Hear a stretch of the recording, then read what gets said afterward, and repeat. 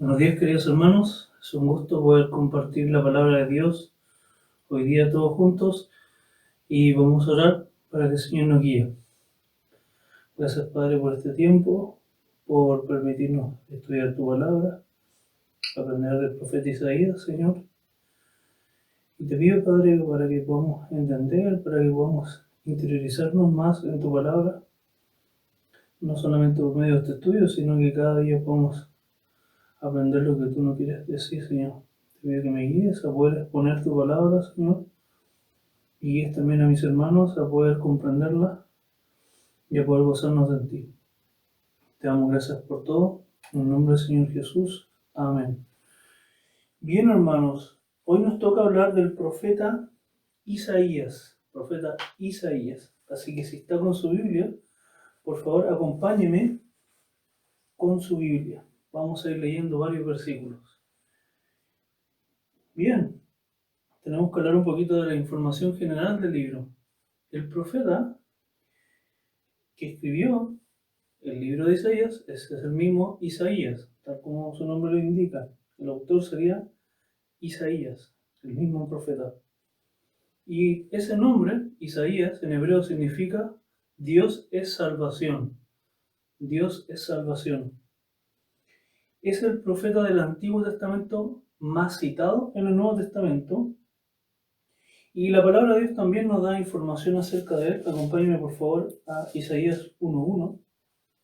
Y podemos aprender un poquito más de él. Dice: visión de Isaías, hijo de Amós, la cual vio acerca de Judá y Jerusalén en días de Usías, Jotam, Acaz y Ezequías, reyes de Judá. Oí cielos y escuchad tú, tierra, porque habla Jehová. Entonces lo primero que vemos en el versículo 1 es que Isaías es hijo de un tal Amós. La información extra bíblica que se maneja, es decir, información que no está en la Biblia, sino que lo cuenta la tradición judía, es que Isaías habría formado parte de una familia real. Y algo que se destaca de esa tradición es que Isaías probablemente fue primo del rey Usías de Judá. Algunas cosas importantes que podemos destacar que probablemente respaldan esto es el hecho de que él tenía ciertos atributos que las personas naturales para su tiempo no tenían. Acompáñenme por favor a Isaías 7:3.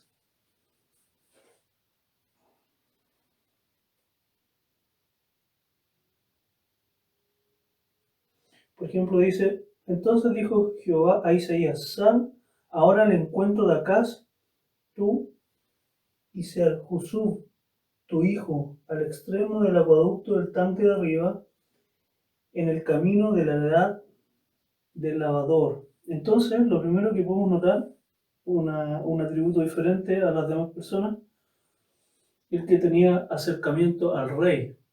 ¿Sí? Acércate. Como ahí que el Señor le dice: ahora, sal ahora al encuentro de Acaz. Ese era un rey, el rey de la época, y él tenía obviamente acercamiento fácil al parecer. Vemos también, avanza un poquito conmigo en el versículo, capítulo 8, versículo 2, dice: y junté conmigo por testigos fieles al sacerdote Urías y a Zacarías, hijo de Seberequías. Entonces, otro atributo importante que tenía el profeta Isaías es que tenía un acercamiento también al sacerdote. Entonces, él tenía un acercamiento a estas personas. Probablemente para la época no era tan fácil para alguien natural, pero él, si decimos que era de una familia real, entonces él podía tener acceso a estas personas de manera fácil. Su ministerio estuvo activo entre los años 739 a.C. a 686 a.C. Su llamado fue mientras o pasaba o al momento de la muerte del rey Usías. Esto fue en el 793 a.C. Vamos a ver el llamado de Isaías, por favor. Ahí, capítulo 6, versículo 1 al 8. La palabra de Dios dice así: en el año que murió el rey Usías, vi yo al Señor sentado sobre un trono alto y sublime, y sus faldas llenaban el templo. Por encima de él había serafines, cada uno tenía 6 alas, con dos cuernos con dos cubrían sus rostros, con dos cubrían sus pies y con dos volaban. Y el uno al otro daba voces diciendo: Santo, Santo, Santo, Jehová de los ejércitos, toda la tierra está llena de su gloria. Y los quiciales de las puertas se estremecieron con la voz del que clamaba, y la casa se llenó de humo.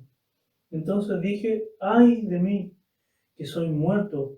Porque siendo hombre inmundo de labios y habitando en medio del pueblo que tiene labios inmundos, han visto mis ojos al Rey, Jehová de los ejércitos. Y voló hacia mí uno de los serafines, teniendo en su mano un carbón encendido, tomando el altar con unas tenazas, y tocando con él sobre mi boca, dijo: He aquí que esto tocó tus labios, y es quitada tu culpa y limpio tu pecado. Después oí la voz del Señor que decía: ¿a quién enviaré? ¿Y quién irá por nosotros? Entonces respondí yo: heme aquí, envíame a mí. Wow, precioso, precioso lo que podemos encontrar en cuanto al llamado de el profeta Isaías. Entonces él vio al Señor y el Señor obviamente lo envía a él, ¿sí? Entonces,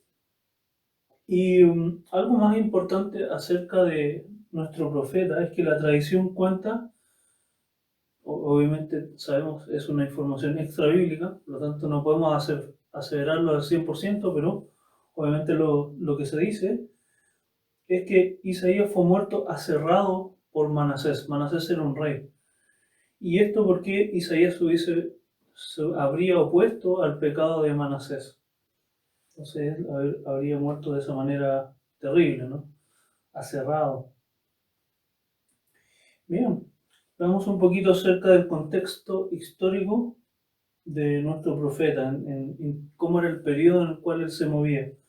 Y vimos los primeros versículos, nos mencionaba durante qué tiempo fue el ministerio de nuestro profeta.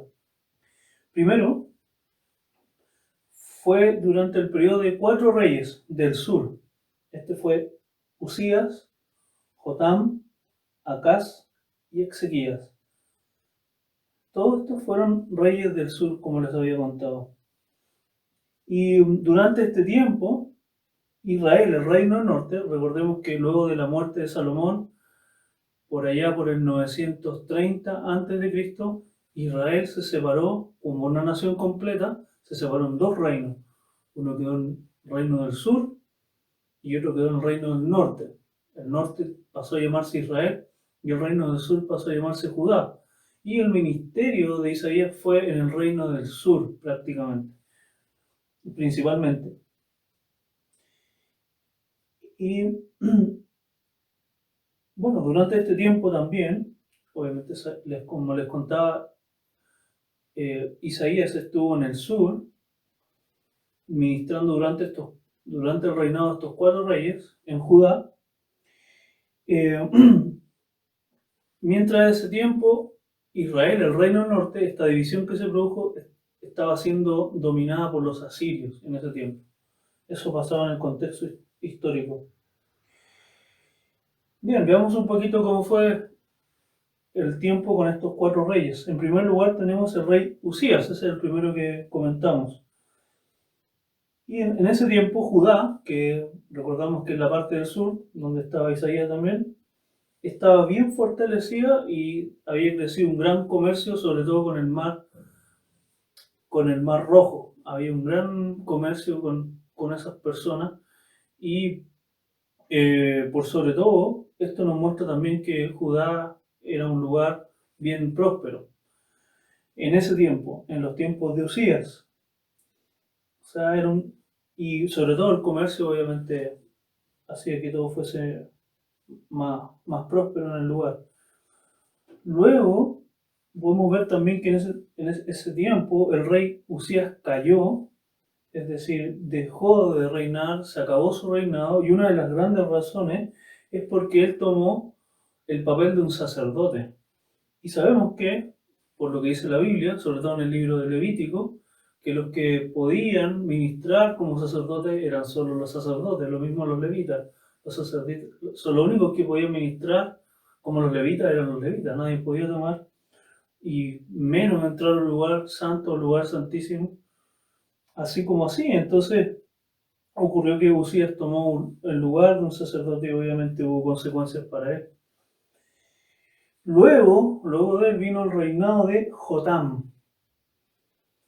Y según lo que estuve estudiando de él, era un buen rey. Eso dice la palabra, era un buen rey. A los ojos de Dios, por supuesto. Era un buen rey. Sin embargo, en el tiempo de él, mientras él reinaba, las personas no eran tan bien vistas por Dios. De hecho, leo para ustedes, muy interesante, me llamó mucho la atención. Segunda de Reyes 15:34 al 35 dice: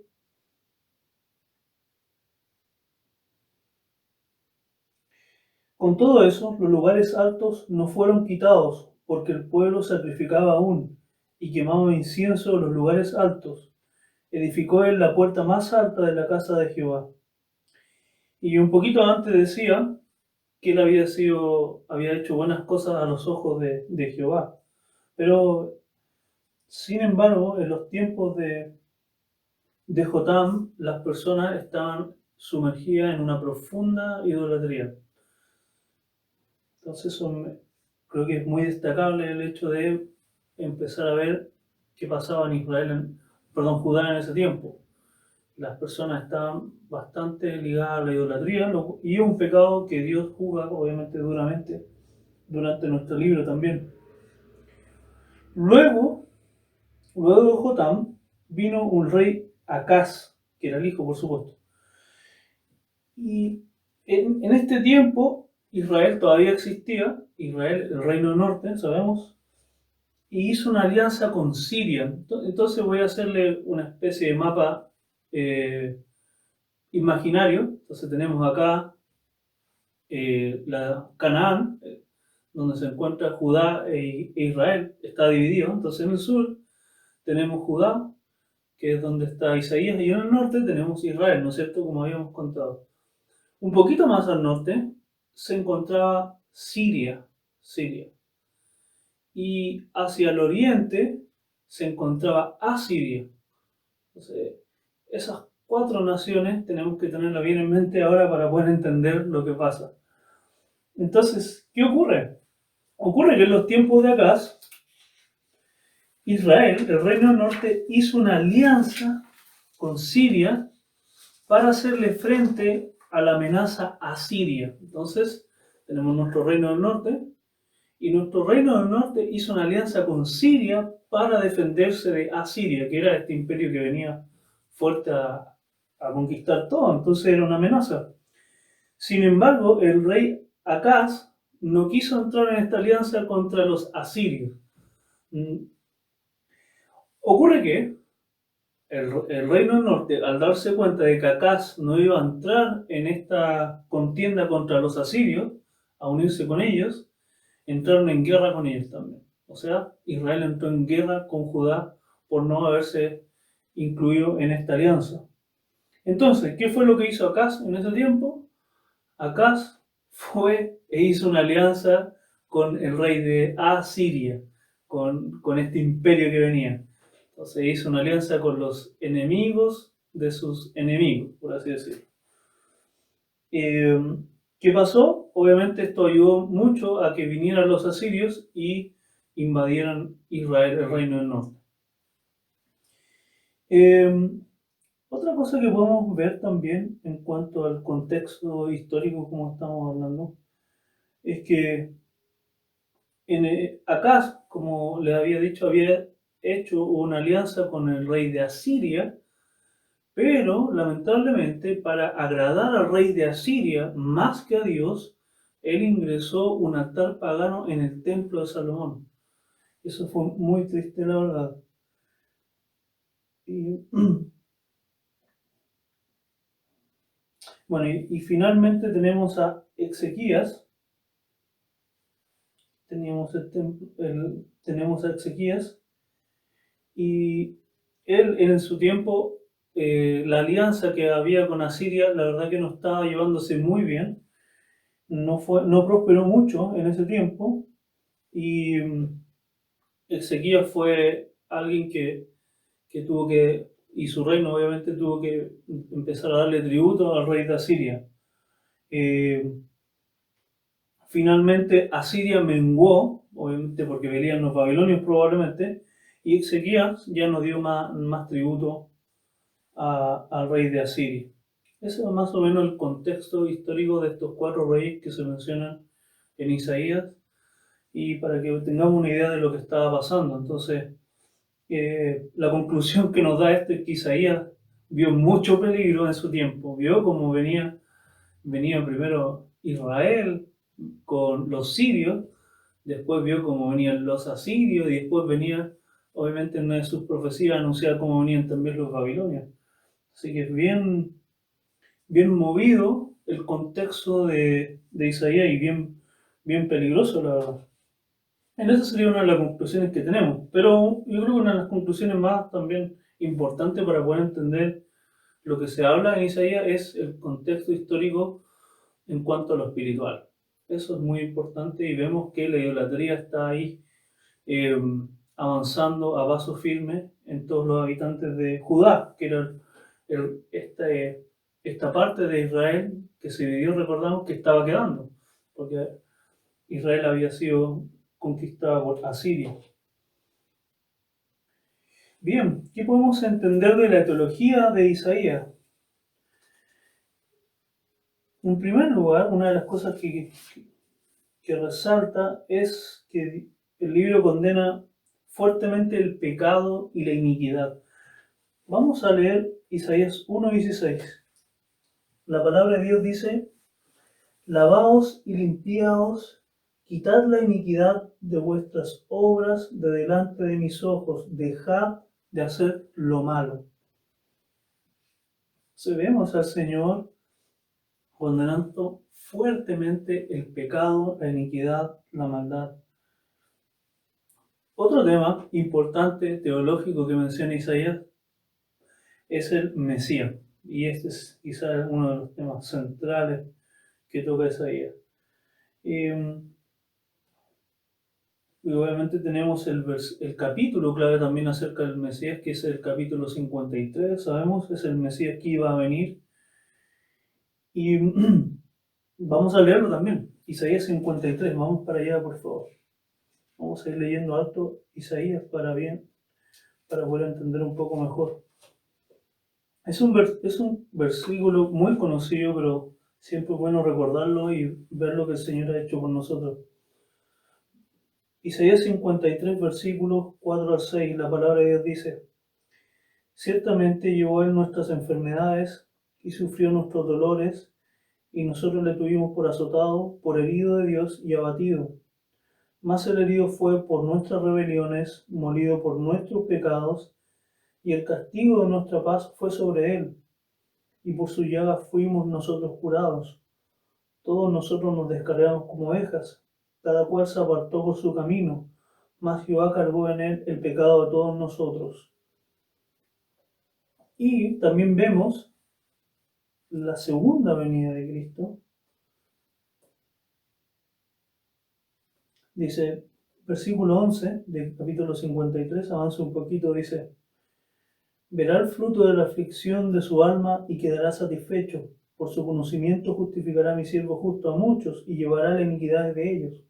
Por tanto yo le daré parte con los grandes y con los fuertes repartirá despojos, por cuanto derramó su vida hasta la muerte y fue contado con los pecadores, habiendo él llevado el pecado de muchos y orado por los transgresores. Entonces acá menciona principalmente la primera venida, y también vamos a ver más adelante que menciona la segunda venida también. Entonces las profecías en cuanto al Mesías las podemos dividir en dos: la primera venida y la segunda venida del Mesías. Y de hecho podríamos decir el siervo sufriente y también el rey de gloria. O sea, esos son los títulos que pudiésemos darle. Algo importante que tenemos que saber de Isaías en cuanto al siervo sufriente, ya que lo mencioné, es que hay por lo menos 4 partes en donde se menciona el siervo. Se menciona el siervo, el siervo, el siervo. Y si uno lee, uno va a darse cuenta de que pareciese que fuese Israel, y en otros pareciese que fuese Jesús. Y hay una conexión interesante en eso, pero cuando uno empieza a estudiar bien cómo interpretaron eso los autores del Nuevo Testamento, nos vamos a dar cuenta que muchos de esos capítulos hablan de Cristo, no solo hablan de Israel algunos. Entonces, ¿cuál es la conexión que podemos hacer acá? Lo menciono nomás, pero es importante verlo, que en algún momento en el futuro Dios va a cumplir promesas a Israel en el Mesías. Por ejemplo, la Biblia dice que Israel va a hacer luz a las naciones, una profecía que se menciona. Pero ellos no van a hacer luz a las naciones solos, ellos van a hacer luz a las naciones a través del rey, cuando el rey llegue. Ahí van a poder ser ellos luz a las naciones. Entonces vemos que es una promesa para Israel que se mezcla con el Mesías. Entonces eso pasa también en el libro de Isaías y es importante verlo. Bien, se destaca también, vimos la salvación a través del Mesías, sabemos a través de Cristo es la salvación y nadie más. Se destaca también la primera venida del Mesías, como habíamos visto, pero vamos a leer otro pasaje, Isaías 7:14, una profecía, dice, por tanto, el Señor mismo dará señal, he aquí que la Virgen concebirá y dará a luz un hijo, y llamará su nombre Emmanuel. Entonces podemos ver una profecía preciosa cumplida en Cristo acerca de su nacimiento virginal. Vamos a ver un poquito también de la segunda venida del Mesías, otro tema que toca Isaías 11, versículo 2 al 6. Dice la palabra de Dios, y reposará sobre él el espíritu de Jehová, espíritu de sabiduría y de inteligencia, espíritu de consejo y de poder, espíritu de conocimiento y de temor de Jehová. Y le haré entender diligente en el temor de Jehová, no juzgará según la vista de sus ojos, ni erguirá por lo que oigan sus oídos, sino que juzgará con justicia a los pobres y arguirá con equidad por los mansos de la tierra. Y herirá la tierra con vara de su boca, con la vara de su boca, y con el espíritu de sus labios matará al impío. Y será la justicia cinto de sus lomos, y la fidelidad ceñidor de su cintura. Morará el lobo con el cordero, y el leopardo con el cabrito se acostará. El becerro y el león y la bestia doméstica andarán juntos, y un niño los pastoreará. Sabemos también cómo el Señor va a llegar por segunda vez. Y también tenemos el siervo de Dios sufriente, otro tema teológico importante que menciona, aunque lo hemos visto, pero vamos a leerlo también. Isaías 52:14, hasta obviamente eso termina hasta el 53, ahí empieza, pero vamos a ver también otro versículo donde se menciona, Isaías 52:14, dice, como se asombraron de ti muchos, de tal manera fue desfigurado de los hombres su parecer y su hermosura, más que la de los hijos de los hombres. Así asombrará él a muchas naciones y reyes cerrarán ante él la boca, porque verán lo que nunca les fue contado y entenderán lo que jamás habían oído. Bien, entonces se menciona los sufrimientos del siervo, es decir, los sufrimientos de Cristo. Entonces, pero ¿qué sufrimientos menciona? La Biblia menciona, si queremos dividirlo también, dos grupos de sufrimiento del Mesías. En primer lugar, los sufrimientos físicos que tuvo que recibir el Mesías, sabemos, y vergüenza también, rechazo, sabemos, pero también hay un sufrimiento que a veces no tomamos muy en cuenta, es el hecho de cargar nuestro pecado, que fue algo muy duro para Cristo y también fue obviamente algo que tuvo que soportar. Dice la Escritura, lo leo otra vez. Todos nosotros nos descarriamos como ovejas, cada cual se apartó por su camino, mas Jehová cargó en él el pecado de todos nosotros. Entonces, también algo que destacar. Bien, algo importante también que menciones ahí en cuanto a lo teológico es que reconoce muchas facetas del carácter de Dios. Son muchísimas cosas que reconoce del Señor y que son buenas verlas una por una, pero voy a mencionar tres, porque es una lista bastante larga, la verdad. Tres que son bien importantes. Todos son importantes, pero vamos a destacar estos esta vez.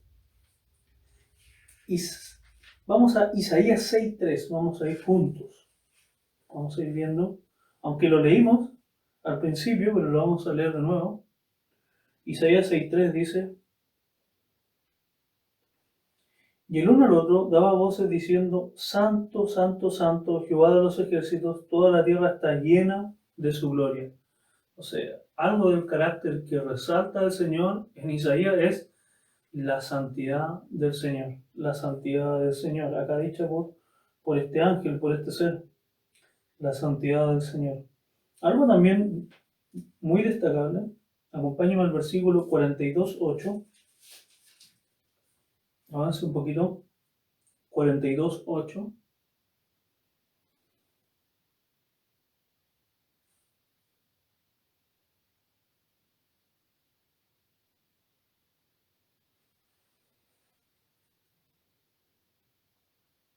Es la gloria del Señor, dice: yo Jehová, este es mi nombre, y a otro no daré mi gloria, ni mi alabanza a esculturas.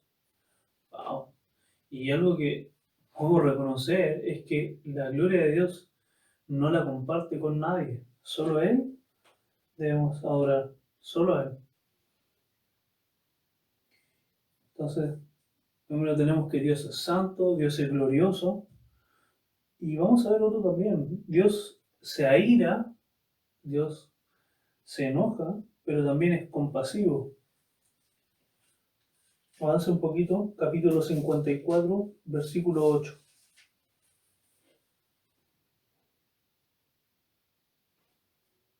Dice de Israel: con un poco de ira escondí mi rostro de ti por un momento, pero con misericordia eterna tendré compasión de ti, dijo Jehová, tu Redentor. Lo leo otra vez, dice: con un poco de ira escondí mi rostro de ti por un momento, pero con misericordia eterna tendré compasión de ti, dijo Jehová, tu Redentor. Entonces, otra faceta de sus características es que el Señor se aira, pero también es compasivo, tiene misericordia, bondad. También menciona mismo Isaías que Él es luz, que Él es justicia, que es recto. Hay muchos atributos que menciona Isaías que también podemos estudiar personalmente. Y hay algo que se ha mencionado a lo largo del tiempo, en cuanto a Isaías, en cuanto a lo teológico, se ha debatido, de hecho, es qué pasa con Israel después. Y por lo general muchas personas tienden a pensar y tienden a creer, de hecho, que Dios cambia a Israel por la iglesia en estos tiempos, lo desechó y ahora llegó la iglesia como algo nuevo. Y también en la misma idea personas piensan de que estas profecías no se cumplen en Israel en el futuro. Y la verdad que en cuanto a lo que dice la Biblia, si creemos llanamente lo que el Señor ha dicho, en cuanto, por ejemplo, a la primera venida, también debemos creer en las otras profecías que se han cumplido. Entonces, así como el Señor cumple promesas, cumple sus profecías, también quedan otras por cumplir. Y un versículo que destacar, obviamente, mucho de lo que dice desde los últimos capítulos es hablando de la restauración de Israel y cómo Dios va a cumplir sus promesas en ellos. Sabemos, si uno lee Apocalipsis, se da cuenta de que los israelitas que estén para la segunda venida de Cristo y se arrepientan, por supuesto, y le reconozcan como el Mesías, van a poder estar con Él para siempre. Y Dios va a cumplir lo que le había prometido, es decir, el reino. Es una promesa que Dios le hizo a Israel.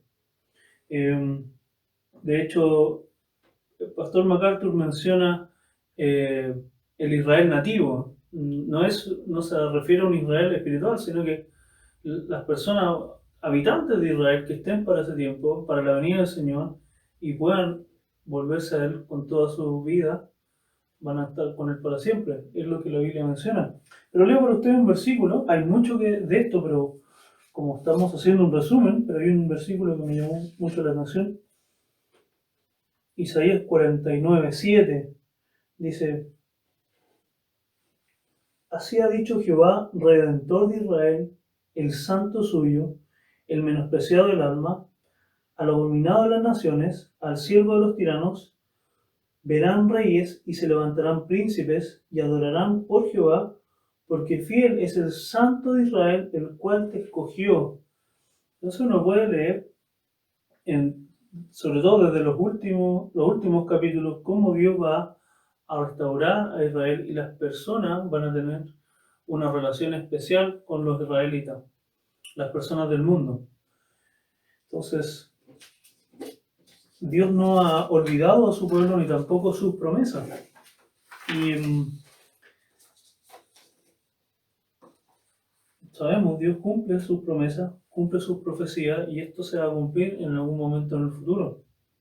De hecho, como se ha mencionado antes, por lo general las personas que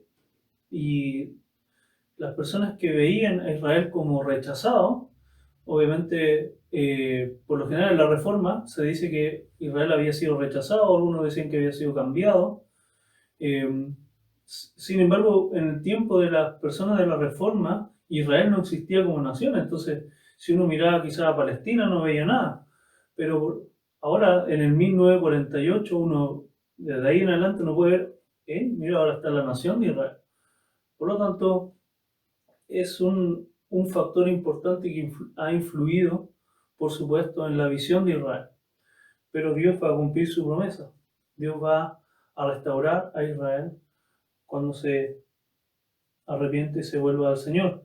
Y algo muy importante también que a veces no tomamos en cuenta es que ese versículo, ese capítulo de Isaías 53, si uno lo lee bien, va a darse cuenta que están dichos en pasado, como si fuera cumplido lo que está diciendo ahí. Y es una profecía, porque sabemos que desde el tiempo de Isaías todavía el Mesías no llegaba la primera vez. Todavía el Señor no venía por primera vez. Entonces, si uno hace un análisis, esas palabras las van a decir los israelitas cuando se vuelvan al Señor. Ellos van a decir, como que escondimos de Él nuestro rostro, menospreciado. Más Jehová cargó en Él el pecado de todos nosotros. Entonces es precioso ver lo que el Señor va a hacer con Israel. Sabemos ahora, según la Escritura, están con un velo, no pueden reconocer al Señor, están endurecidos en sus corazones, pero el Señor va a hacer que ellos realmente se arrepienten y puedan volverse a Él.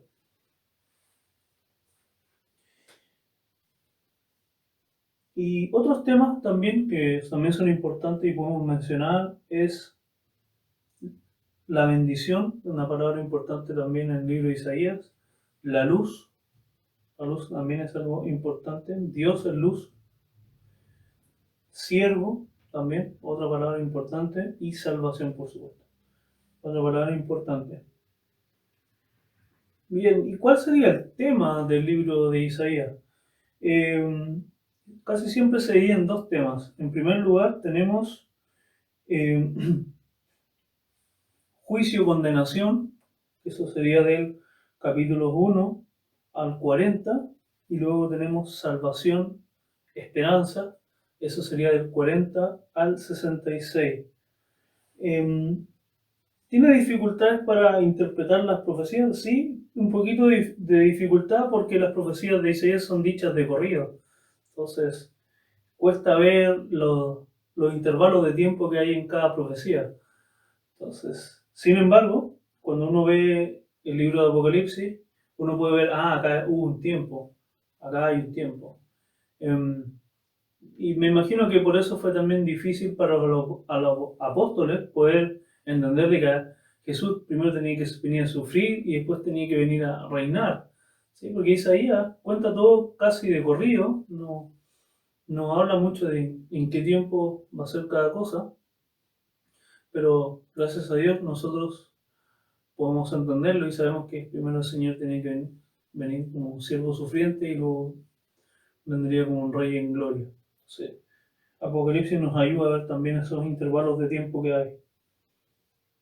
Y bien, también en Isaías hay profecías que se cumplieron en su tiempo, que se cumplieron después de la muerte de Isaías y profecías que todavía no se han cumplido. Entonces,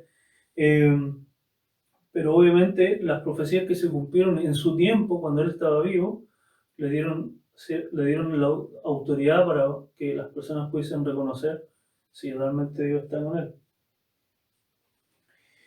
Bien, como habíamos hablado, los últimos 27 capítulos son y se centran en la esperanza, condenación, aunque dijimos del 40 al 66, pero los últimos 27 describe principalmente la gracia de Dios para Israel. Entonces, en los primeros capítulos se desarrolla el tema del juicio y la condenación. Y ¿qué profecías se cumplieron en su tiempo? Esto es importante porque les contaba que eso le dio autoridad para su tiempo. Por ejemplo, profetizó que el rey Ezequías, que también era un contemporáneo de su tiempo, enfermó y sería sanado. Eso lo profetizó y se cumplió y fue sanado. También profetizó la incursión de Sennacherib, que era un rey de Asiria, y esta incursión que iba a tener este rey de Asiria contra Ezequías no iba a tener éxito, y eso también se cumplió, no tuvo éxito en sus días. Y hay otras también, obviamente menciono dos nomás. Menciono también eh, otras profecías cumplidas en el tiempo de Isaías, que son preciosas. Siria e Israel serían destruidos por Asiria. Eso también lo profetizó Isaías y se cumplió en su tiempo. Entonces lo dijo y se cumplió tiempo después. También profetizó que Ezequías, en cuanto a su vida, sería prolongada 15 años. Eso lo profetizó. Eso está en Isaías 38:4. La primera que mencioné, que Israel y Siria serían destruidas, eso está en Isaías 8:4, si lo quieren anotar. La prolongación de la vida de Ezequías por 15 años está en Isaías 38:4. Algunas profecías cumplidas después de la muerte de Isaías, que ya se cumplieron, a nuestro tiempo ya se cumplieron, pero no se cumplían al tiempo de Isaías todavía. Menciono dos, hay muchas. Por ejemplo, el cautiverio babilónico. Sabemos, luego de los asirios vinieron los babilónicos y estos tomaron cautivos a las personas de Judá. Eso está en Isaías 39, versículos 5 al 7. 5 al 7. Luego hay otra profecía preciosa también, que un tal Ciro haría reedificar Israel. Isaías 44, 28. Bueno, ¿qué pasó? Sí, como hemos visto a través de los libros de la Biblia, hemos estado en el Antiguo Testamento, hemos notado que primero el reino del norte fue destruido, fue gobernado por los asirios. Eso es lo que podemos ver. Luego el reino de Judá, el reino del sur, fue conquistado por los babilonios, y deportado, mejor dicho. Y luego se levantó un reino, un imperio que se llamaba el imperio de los Medo-Persas. Y ahí se levantó más adelante un señor que se llamaba Ciro, y él mandó a reedificar Jerusalén. Ahora, eso lo profetizó Isaías y se cumplió tal cual. Y hay otras también, profecías también que se cumplieron después del tiempo de Isaías. Profecías cumplidas en Cristo, su primera venida. Primero tenemos su nacimiento virginal. ¿Lo leímos? ¿Sí? Entonces vemos que eso se cumplió tal cual. Una de las profecías que menciona. Voy a mencionar tres. La verdad que hay muchas. Sus padecimientos, por supuesto, lo mencionamos otra vez. Sus sufrimientos. Y obviamente todos los detalles que menciona se cumplieron tal cual en el Señor Jesús. Y vemos también su ministerio, también fue profetizado. Vamos a leer un poquito, y bueno, leo para usted, mejor dicho, Lucas 4, 16 al 21, si lo quiere anotar, pero lo tengo acá. Dice la palabra del Señor: vino a Nazaret, Jesús, donde se había criado, y en el día de reposo entró en la sinagoga, conforme a su costumbre, y se levantó a leer. Se le dio el libro del profeta Isaías, y habiendo abierto el libro, halló el lugar donde estaba escrito: el Espíritu del Señor está sobre mí, por cuanto me ha ungido para dar buenas nuevas a los pobres. Me ha enviado a sanar a los quebrantados de corazón, a pregonar libertad a los cautivos y vista a los ciegos, a poner en libertad a los oprimidos, a predicar el año agradable del Señor. Y enrollando el libro, lo dio al ministro y se sentó, y los ojos de todos en la sinagoga estaban fijos en él. Y comenzó a decirles: hoy se ha cumplido esta escritura delante de vosotros. Esto lo citó el Señor de Isaías 61, 1 al 2. 61, 1 al 2. Precioso, precioso. Cómo Isaías profetizó el ministerio del Señor Jesús en su primera venida. Y por supuesto hay más profecías que están por cumplirse, y le animo a leerlo también, leer Isaías, y hay profecías en cuanto a su venida, en cuanto a su reinado, cómo va a ser en cuanto a Israel, cómo va a ser la relación de Israel con las naciones, y obviamente cómo a través del Mesías va a poder ser luz a las naciones y tener obviamente el reino que el Señor prometió principalmente a su siervo David, ¿no es cierto? Entonces el Señor va a cumplir eso. Un dato histórico que me parece muy interesante mencionar es que antes del 1946, después de Cristo, en nuestro tiempo, se tenían manuscritos, se tenían copias de Isaías del 400 después de Cristo, más o menos, más o menos. Y siempre se estuvo obviamente creciendo, y se tenía esa copia, la cual obviamente es la que el Señor preservó hasta ese momento, que se llama Los Rollos del Mar Muerto. Entonces ahí unos árabes encontraron unos rollos que estaban escondidos en una cueva, y al revisar estos rollos se dieron cuenta, después con análisis, de que había un rollo de Isaías que era de hace 2000 años, o sea, mucho más antiguo que los que tenían hasta ese tiempo, y los compararon y decían exactamente lo mismo, casi no habían variaciones entre un texto y el otro.